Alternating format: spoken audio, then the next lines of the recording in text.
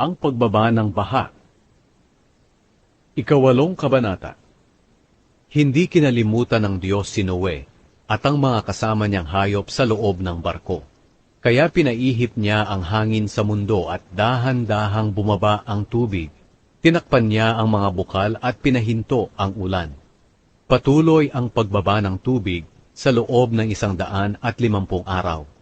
At nang 17 araw ng 7 buwan, sumadsad ang barko sa bundok ng Ararat. Patuloy ang pagbaba ng tubig. At nang unang araw ng 10 buwan, nakikita na ang tuktok ng mga bundok.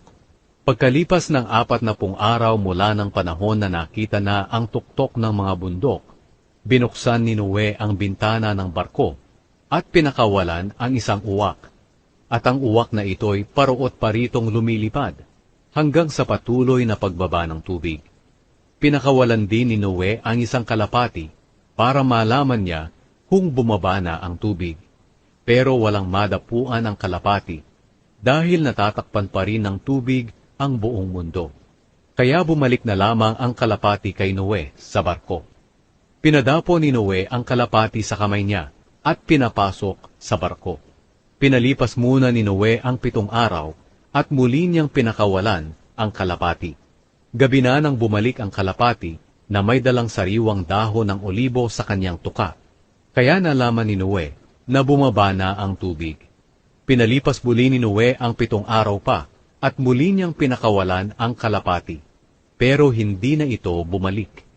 Noong unang araw ng unang buwan, tuluyan nang bumaba ang tubig. Si Noe ay 601 taong gulang na noon. Binuksan niya ang takip ng barko at nakita niya na tuyo na ang lupa. Nang 27 araw ng 2 buwan, tuyong-tuyo na talaga ang lupa sa buong mundo. Sinabi agad ng Diyos kay Noe, "Lumabas na kayong lahat sa barko. Palabasin niyo rin ang lahat ng hayop para dumami sila at mangalat sa buong mundo." Kaya lumabas si Noe kasama ang kanyang asawa, mga anak na lalaki, at mga manugang niya. Lumabas din ang lahat ng hayop, mga lumalakad, lumilipad, at gumagapang. Magkakasama sila ayon sa kani-kanilang uri. Naghandog si Noe. Gumawa si Noe ng altar para sa Panginoon.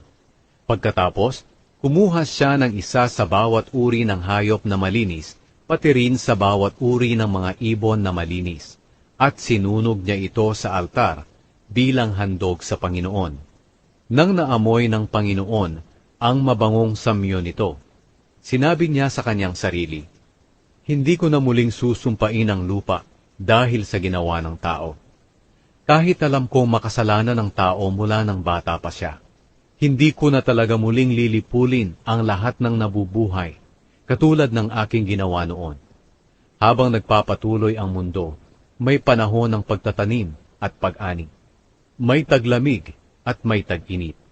May tag-ulan at may tag-araw. At may araw at may gabi.